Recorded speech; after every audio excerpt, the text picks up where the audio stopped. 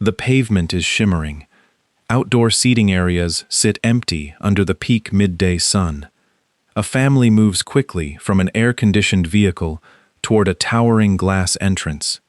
The heavy glass door closes behind them. The sound of the street disappears. A wave of cold air hits their skin.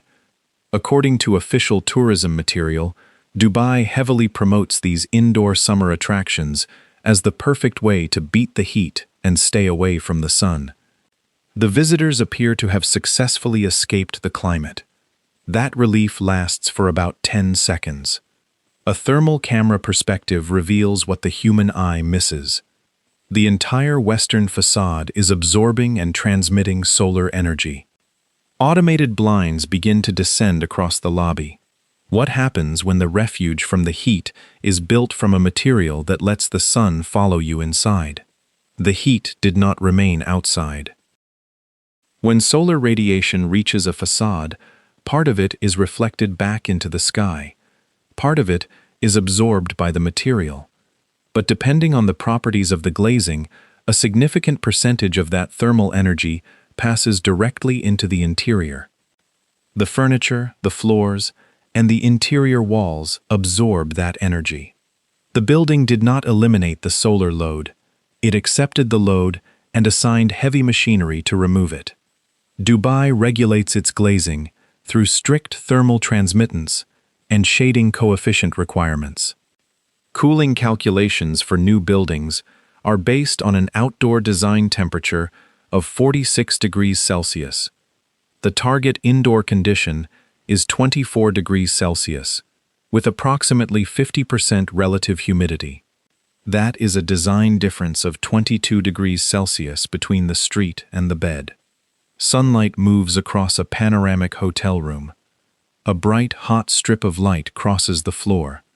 The thermal view shows the frame and the perimeter surfaces heating up. The air conditioning system ramps up to force the temperature down. The tourist escaped direct outdoor exposure. But if the thermostat on the wall still reads 24 degrees, why might the guest already feel uncomfortable? A guest sits in a premium armchair right next to the floor-to-ceiling glass. They are there to enjoy the spectacular view they paid for. But the human body does not experience an average room temperature. It experiences local thermal conditions. In a heavily exposed perimeter zone during the afternoon, the environment splits in two. On one side, the guest absorbs intense radiant warmth radiating from the solar-exposed glass. The glare forces them to squint. On the other side, a strong, cold airflow from the ceiling vent blasts down to offset the intense heat gain. The digital thermostat by the door might perfectly read 24 degrees. The room is mathematically comfortable. But the body experiences a conflicting, uncomfortable reality. The face is hot, while the back of the neck is freezing. The guest eventually shifts their chair away from the window to escape the microclimate. A mechanical curtain slowly begins to move across the premium view. The system successfully preserves the average temperature of the suite. It just failed to create uniform comfort around the human being. This uncomfortable zone is not a budget room on the ground floor. It is often the exact area sold as the luxury upgrade. The marketing image for these spaces is flawless. A panoramic sunset suite with uninterrupted sightlines. Wall-to-wall natural light looking out over the skyline. But the operational reality of a premium west-facing room involves constant thermal conflict. To reduce the severe glare, the blinds must come down. To reduce the solar exposure heating up the furniture, the heavy curtains must be drawn. The guest physically retreats from the glass edge. The cooling system works harder. The very view that created the premium price tag is now partially hidden behind fabric.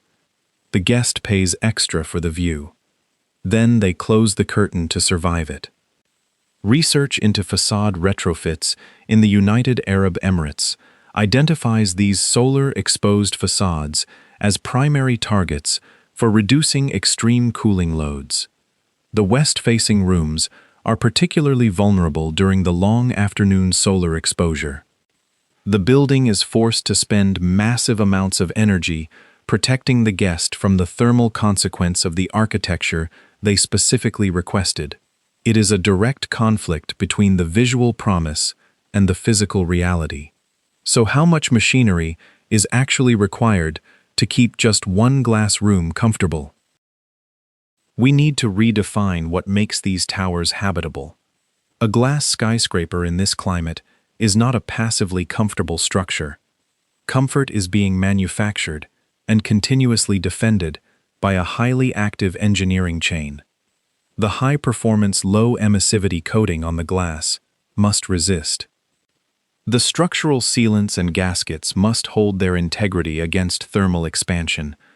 The building management sensors must detect microscopic shifts in temperature. The valves must respond instantly. The pumps must force water upward against gravity. The fans must deliver the chilled air. The electrical supply must remain completely uninterrupted. If any part of this sequence degrades, the comfort degrades with it. This is not passive shelter. It is thermal life support. A catastrophic citywide blackout is not required to break the luxury experience. A small performance deficit is entirely enough. If a control sensor is poorly calibrated, a solar exposed zone gains heat faster than expected. If the airflow falls slightly behind the solar load, the room simply takes longer to cool. The curtain automatically closes to compensate. A maintenance team must intervene to restore the balance. Many of these glass-heavy spaces would rapidly become unusable during peak summer conditions without functioning mechanical cooling. They are being continuously prevented from becoming uninhabitable, and the machine cooling that premium suite might not even be located inside the tower. 9 district cooling plants. More than 50 kilometers of distribution pipeline. Planned service connected to 188 multi-use buildings and skyscrapers. The ultimate planned cooling capacity for the Business Bay network alone reaches approximately 451,540 refrigeration tons. Above ground, the tourist sees panoramic restaurants, infinity pools, and designer interiors. Below ground, or hidden entirely from public view, sits a vast industrial network. It consists of heavy chilled water pipes, massive pumps, thermal energy storage, and industrial cooling equipment. The visible glass tower is only one half of the thermal system. The hidden half extends through kilometers of buried infrastructure managed by dedicated maintenance personnel. Centralized district cooling can offer serious efficiency advantages compared to fragmented individual building systems. The point here is not technological incompetence. The point is the sheer scale of the dependence. Dubai's skyline looks effortless only because the machinery keeping it usable has been hidden from view. Tourists do not rely on this cooling network only inside their hotel rooms. Where else does the chain follow them? The visitor is on a representative summer journey. They arrive at the airport. They step into an air-conditioned vehicle. The heavy door closes, sealing out the outdoor temperature. They walk into a chilled hotel lobby. Another door closes. They ride an elevator to a glass-wrapped guest room. They later move to an immense indoor mall, walk through an air-conditioned aquarium, and look out from a sealed observation deck. They eat in a climate-controlled panoramic restaurant before returning to their vehicle. Every single transition involves the sound of a door closing. Initially, that sound signals relief. Gradually, it signals a continuous transfer from one controlled interior climate to the next. Each door successfully excludes the outdoor heat. Each door also increases the visitor's absolute dependence on mechanical cooling. According to official promotional material, Dubai actively markets these indoor summer attractions as the perfect way to beat the heat. The tourist is rarely traveling through the actual outdoor environment. They are moving through a chain of connected thermal refuges. Dubai did not remove heat from tourism. It reorganized tourism around avoiding it. The system appears highly successful. The next question is, what part of the city remains directly accessible to the visitor during the hottest hours?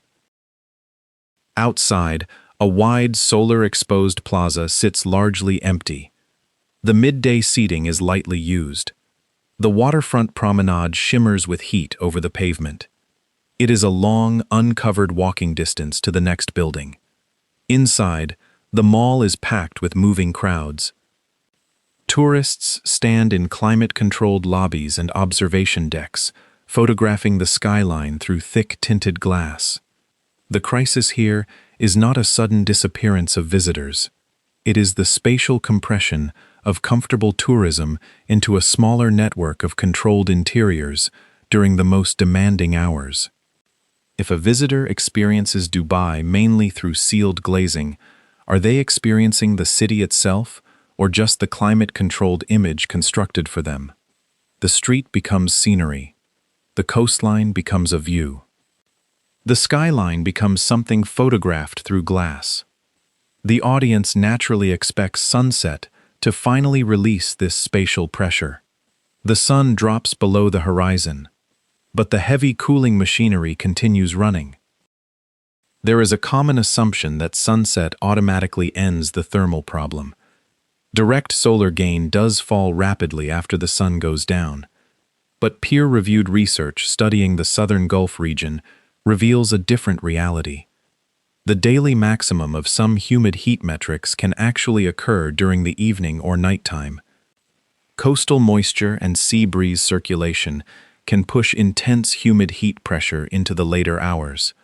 Stored thermal energy remains radiating from the urban pavement and concrete long after dark. City lights come on over the waterfront. Condensation begins to form on cold exterior surfaces as the outdoor humidity spikes. The buildings must continuously manage both temperature and intense moisture. Dehumidification remains a critical, energy-intensive part of maintaining indoor comfort. The cooling system does not receive a complete daily shutdown. The massive chilled water pumps continue moving. Night shift technical staff continue monitoring the building management systems. The mechanical hum beneath the luxury skyline never stops. The furnace changes form. It does not fully switch off. By morning, the thermal cycle begins all over again. Now we need to investigate why the architecture created such a massive cooling load in the first place.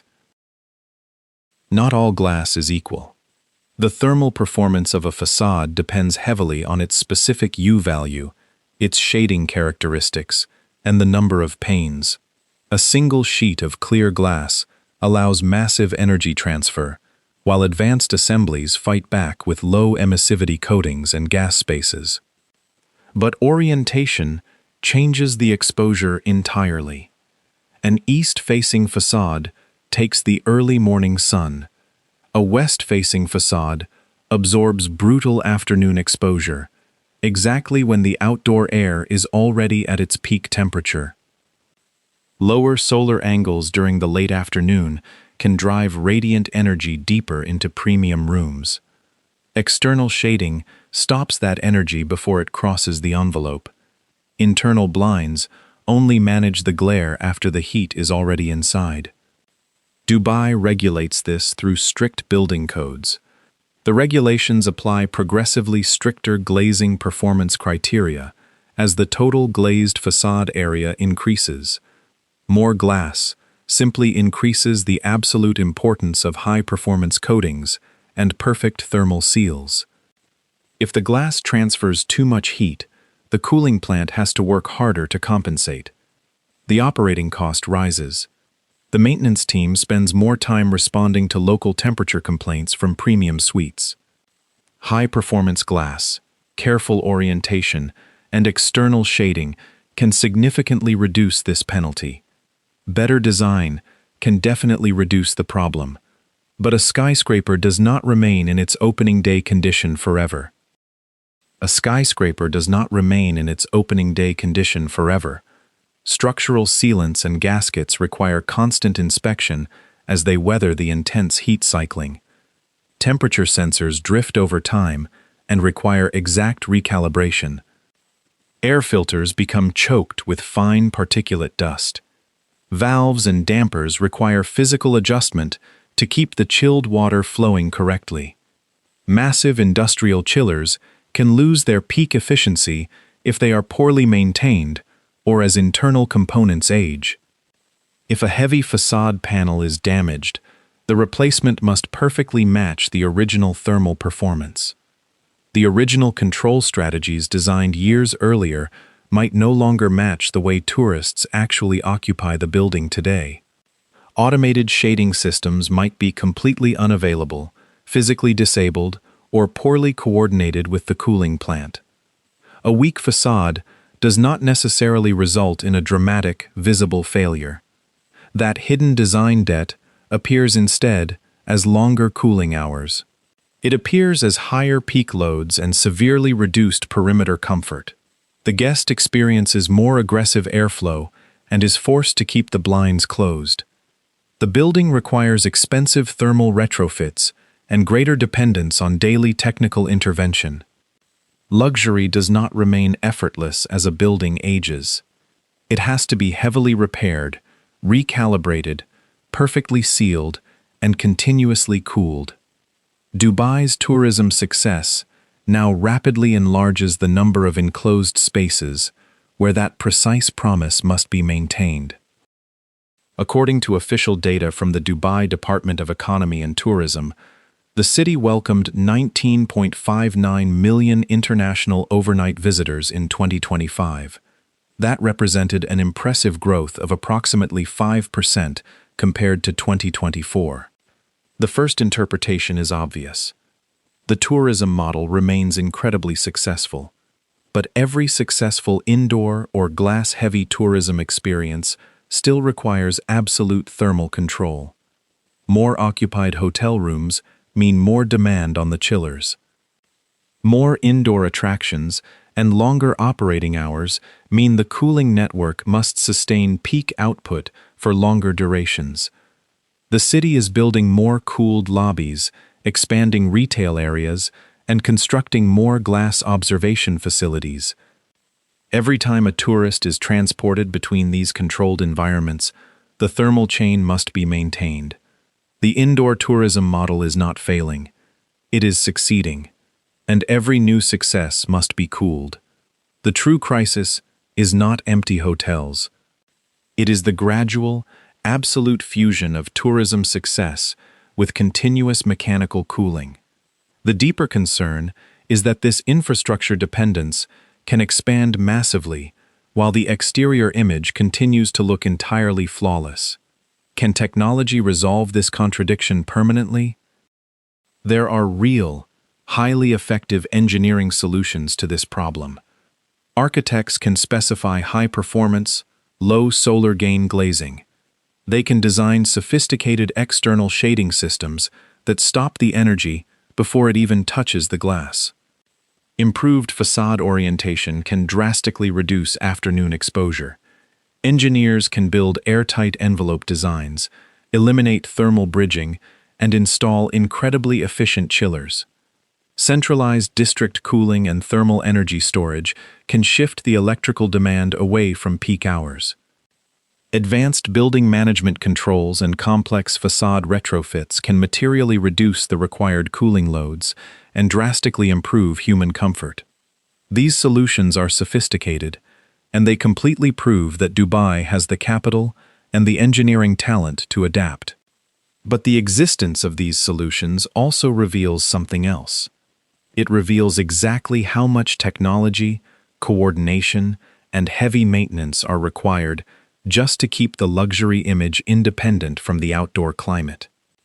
If a fully glazed tower were naturally suited to peak summer conditions, It would not require so many overlapping technical layers to preserve indoor comfort. This technology has not failed, but it has successfully converted a fundamental conflict between architecture and climate into a permanent operating obligation. The machinery can definitely keep working, but what kind of city does the visitor actually experience while it does? We return to the tourist standing in the premium observation deck. They look down at the immense scale of the city through a thick pane of tinted, heavily engineered glass. Far below, the outdoor plaza remains completely exposed to the sun. A spectacular waterfront promenade is perfectly visible, but physically distant. The mechanical curtain shifts slightly to block the late afternoon glare. The tourist turns around, steps into an elevator, and is returned directly to an enclosed, artificially illuminated lobby. An air-conditioned vehicle collects them right at the glass entrance. Another heavy door closes, sealing the climate out once again. Dubai remains physically outside that glass.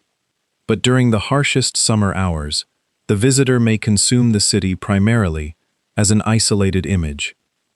The famous skyline is seen. The coast is seen. The street is seen. The crushing heat is kept outside.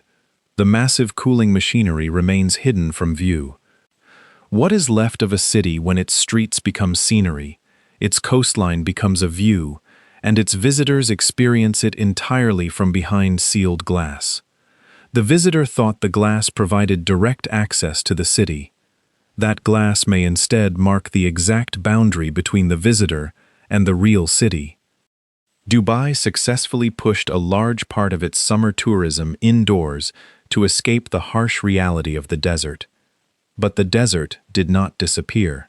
Its energy simply crossed the facade as intense light and heat. A hidden city of advanced glazing systems, massive pumps, heavy pipes, industrial chillers, and dedicated maintenance teams had to be deployed to remove that heat again. These glass towers are not universally uninhabitable. They are being continuously prevented from becoming uninhabitable during peak summer conditions.